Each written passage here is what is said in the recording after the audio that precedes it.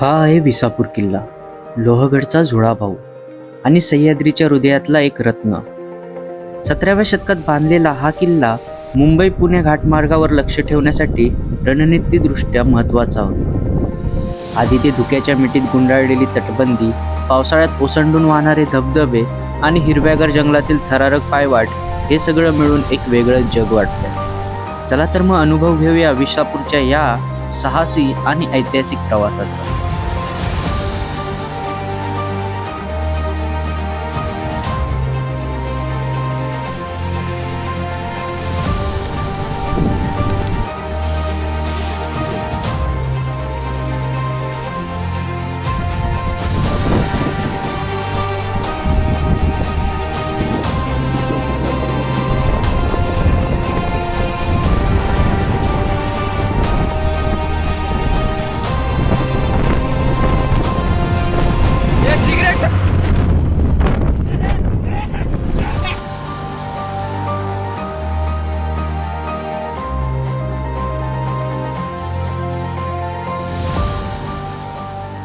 Good morning मित्रांनो, मी प्रतीक कदम स्वागत करतो माझ्या नवीन व्हिडिओमध्ये. तर आज आपण जाणार आहोत विसापूर किल्ल्याला, जो की लोणावळ्यामध्ये आहे, मळवली गावामध्ये. तर आता आम्हाला इंद्रायणी एक्सप्रेस पकडायची आहे. सकाळची 5:40ला CST सुटते. तर आता आपण जाणार आहोत तिथे. तर भेटूया लगेचच बाहेर स्टेशनवर. निघण्याआधी मला वाटत होतं की माझं ऑल सेट आहे, पण आता बघता मला वाटतंय की माझं काहीच सेट नाही. छत्री पण नाही सुटली आहे आणि एअरफोनला पण चार्जिंग नाही आहे. तर थोडा वेळ मी थांबेन आणि लगेचच निघेल, कारण आपला कॅमेरा पण रेडी होतोय, ज्याला मी चार्जिंग लावलेला होता पण बटन चालू करायचा विसरलेलो. सो तोही होईल लगेच चार्ज. मग निघू आपण. Bye bye.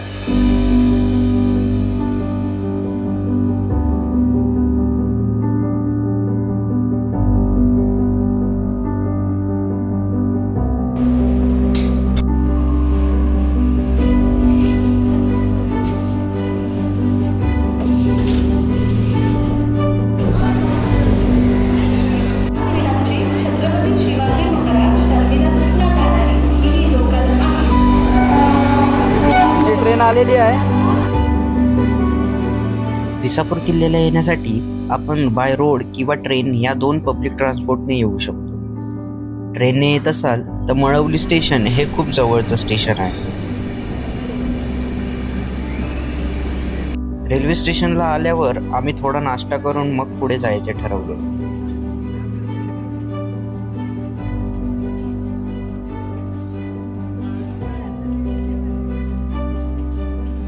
तर मित्रांनो, आत्ता आम्ही आलो आहोत बेस विलेजला. तर आमच्या समोर आहे लोहगड आणि या साईडला विसापूर आहे. तर आता मान्सूनच्या सीझनमध्ये इथे भाजे लेणीला आणि त्याच्या पुढे अजून 2-3 ठिकाणी मस्त असे धबधबे आहेत, जिथे तुम्ही एकदम एन्जॉय करू शकता. त्यासाठी तुम्हाला सकाळी खूप लवकर निघणं गरजेचं आहे, जेणेकरून तुम्ही ते सगळं अनुभवू शकता. तर तुम्ही पाठी बघू शकता. अनिकेत माझा मित्र आलाय, टकला झालाय थोडा, टेन्शन घेऊन घेऊन. काय बोलतोस? I am a busy person. Malavli railway स्टेशनवरून 2 पर्याय उपलब्ध होतात. एकतर स्टेशन पासून तुम्ही पुढे विसापूर किल्ल्याला चालत जाऊ शकता, किंवा विसापूर बेस विलेजसाठी तुम्ही जीप किंवा ऑटो हायर करू शकता. आम्ही चालत जायचे ठरवले, ज्यामध्ये रस्त्यात आम्हाला भाजे धबधब्याचा खूप सुंदर अनुभव घेता. भाजे गावापासून विसापूर आणि लोहगड किल्ल्याकडे जाणारा रस्ता आहे.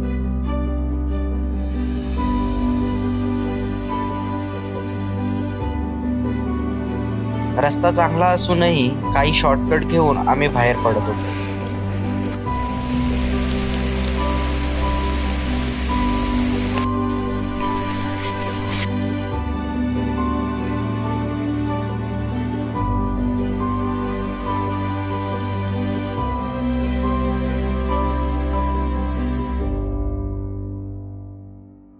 तर मित्रांनो, आता भयानक अशा जंगलात आपण आलेलो आहोत आणि यामध्ये सावतांचा झील आणि कानड्यांचा झील दोघंही भिजलेले आहेत. इकडे ना वाघ येतो, वाघ. तुला दिसला? कधी तुम्ही या मला जंगलात तर वाटतं या पिवळ्या याच्यामध्ये वाघ एकदा नाही. ते वाघ आलेला. माझा एक्सपिरियन्स मी तुम्हाला सांगतो. एकदा वाघ आला तेव्हा मी पकडलेला त्याला. जास्त सोडून तुम्ही येताना सावकाश येऊ शकता इथून येताना. म्हणजे मी तर वाघाला स्वतः घाबरत नाही असं स्वतः काळजी घ्यावी. आणि तुम्ही मित्रांनो, जर तुम्ही विसापूर फोर्टला येत असाल तुम्ही हे झाड बघू शकता. एकेकाळी ते भूत असायचं त्यावेळी. अशीच काही मजा मस्ती करत आम्ही पोचलो विसापूर आणि लोहगडला सेपरेट करणाऱ्या गावामध्ये. या गावापासून 1 तासाचा ट्रेक करून आपण विसापूर किल्ल्यावर पोहोचू शकतो.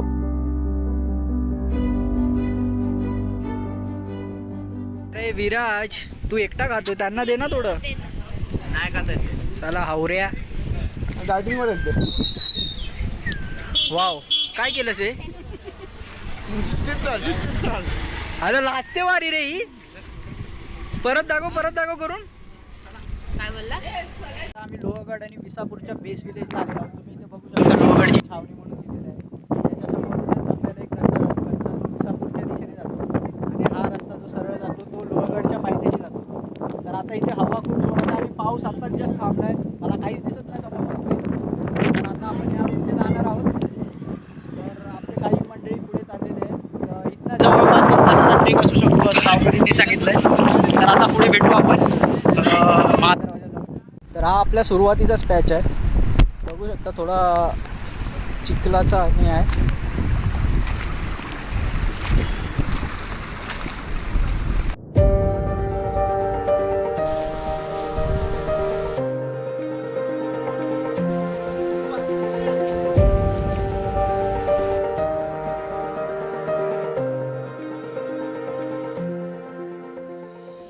बेस विलेजपासून काही अंतर पुढे आल्यावर आपल्याला विसापूर किल्ल्याचे प्रवेशद्वार दिसून येते.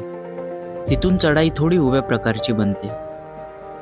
वाटेमध्ये एक थंड पाण्याचे टाके पाहायला मिळते आणि वरून धुक्याची चादर पूर्ण किल्ला गायब करून टाकत होते. आमच्या समोर आता एकदम भयानक असं दृश्य आलेलं आहे. आणि तुम्ही बघू शकता डायरेक्ट वॉटरफॉल आहे आणि त्या वॉटरफॉलला आम्हाला आता क्रॉस करायचं आहे. तुम्ही ठराला तर ट्रेकिंग बघू शकता. इथे आपण कसा मध्येच वॉटरफॉल भेटतोय. आमचे मित्र गेलेले आहेत आणि खाली बघा पूर्ण दरी आहे. तर इथनं थोडं सांभाळून जावं लागेल. हे बघा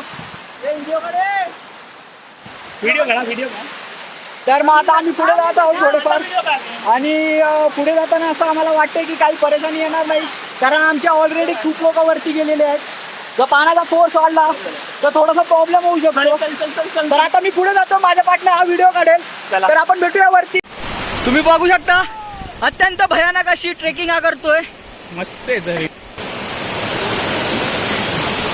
फार जोशीला असा माणूस आहे आमच्या ग्रुप मधला, जो सकाळपासून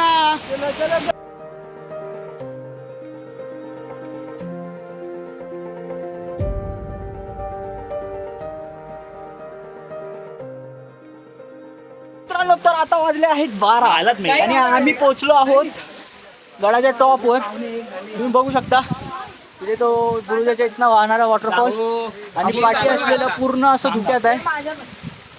शुभम आणि सर्वेश आणि सिमरन ना, हे दोघं नवीन आहे. माझ्या कॉलेजचा मित्र आहे हा. विसापूरच्या वरचा नजारा हा खूप सुंदर आहे. म्हणजे ॲक्च्युली आता तर हे धुक्यामध्ये गेलेलं आहे खालचं, पण मगाच्या वेळेला हे पूर्ण क्लिअर होतं आणि थोडंसं ऊन पडलेलं, त्यामुळे दृश्य एकदम सुंदर असं दिसत होतं. आता थोडासा पाऊस चालू झाला आहे त्यामुळे धुकं आलं आहे. जर पाऊस बंद झाला आणि उजेड म्हणजे सूर्यप्रकाश आला आहे तर खूप सुंदर दिसेल आता ते. तर मी आता पूर्ण किल्ला एक्सप्लोअर करणार आहे, तुम्हाला दाखवतो मी वरती काय काय बघण्यासारखं. तर पुढे बघत राहा. आता आपण आलेलो आहोत जिथं आपल्याला लोहगड किल्ला त्या माचीवर आलेलो आहोत. या बुरुजावरनं आपल्याला पूर्ण लोहगडचा परिसर दिसणार आहे. आणि आता तुम्ही बघू शकता पाठी थोडंसं वातावरण क्लिअर होत चाललेलं आहे, थोडंसं ऊन आलेलं आहे. तर आपण लेफ्ट साईडला आलेलो आहोत महादरवाजापासनं.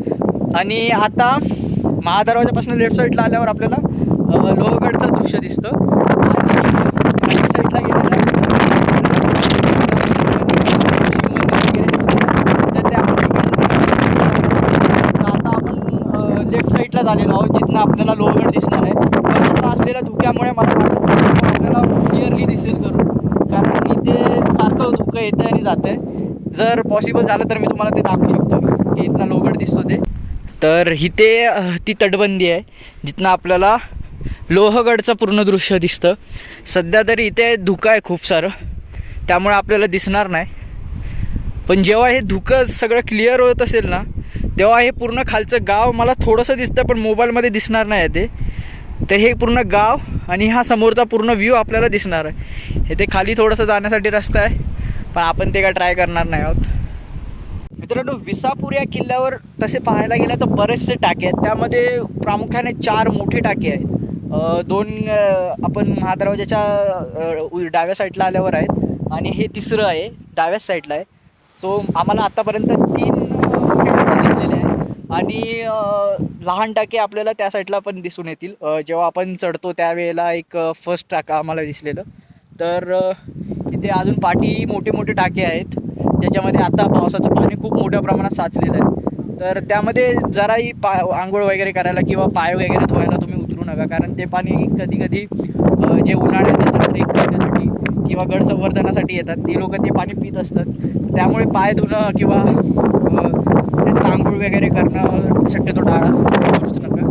आणि किल्ल्यावर कुठल्याही प्रकारचा कचरा करण्यास सक्त मनाई आहे. जर तसं करताना आढळलं तुम्हाला दंड मारणार नाही. त्यामुळे हे लक्षात ठेवा. कुठल्याही प्रकारचे रॅपर्स वगैरे बाटल्या वगैरे तुम्ही सोबत घेऊन येत असाल तर ते तुमच्यासोबतच खाली न्या, जेणेकरून आपला किल्ला स्वच्छ राहील.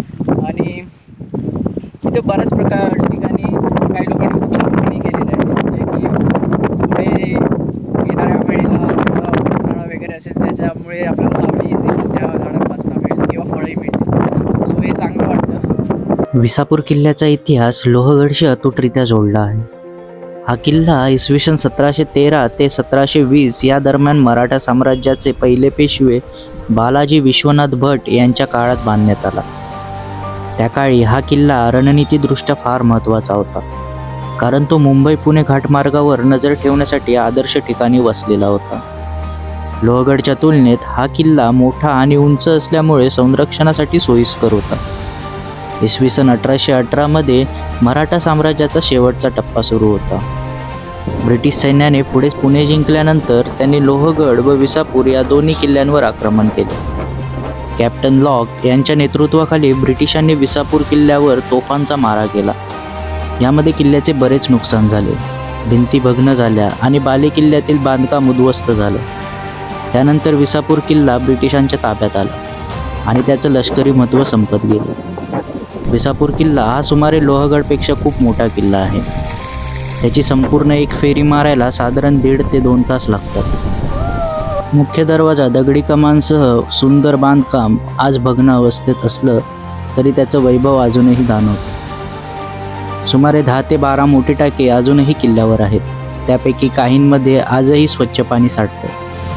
किल्ल्यावर 2 प्राचीन हनुमानाच्या मूर्त्या आहेत, एक बसलेली आणि एक उभी, दगडात कोरलेल्या, आणि आजही ट्रेकर्स यांना नमस्कार करतात. सैनिक, सरदार किंवा पेहरेकरी यांचे घर किंवा वसाहती असाव्यात अशी दगडी बांधकामं आजही तिथे दिसतात. हा किल्ल्याच्या मध्यभागी असलेला छोटा उंच भाग आहे, जिथून संपूर्ण परिसरावर नजर ठेवता येते. काही ठिकाणी लहान गुहा आहेत, जिथे सैनिक किंवा साधू लोक थांबत असत.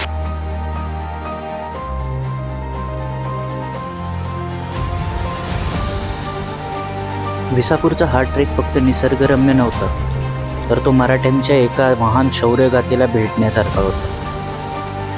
इथली प्रत्येक भिंत, प्रत्येक बुरुज आपल्याला आठवण करून देतो की आपला महाराष्ट्राचा इतिहास किती समृद्ध आणि प्रेरणादायी आहे.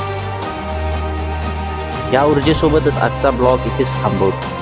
तर विसापूरचा हा ट्रेक तुम्हाला कसा वाटला मला कमेंट्समध्ये नक्की सांगा. आणि हो, पुढील ऐतिहासिक प्रवासासाठी चॅनलला सबस्क्राईब करायला विसरू नका. शेअर करा तुमच्या त्या मित्रांना ज्यांच्यासोबत तुम्हाला या किल्ल्याला भेट द्यायची आहे. चला तर मग भेटूया पुढच्या ब्लॉगमध्ये. जय शिवराय.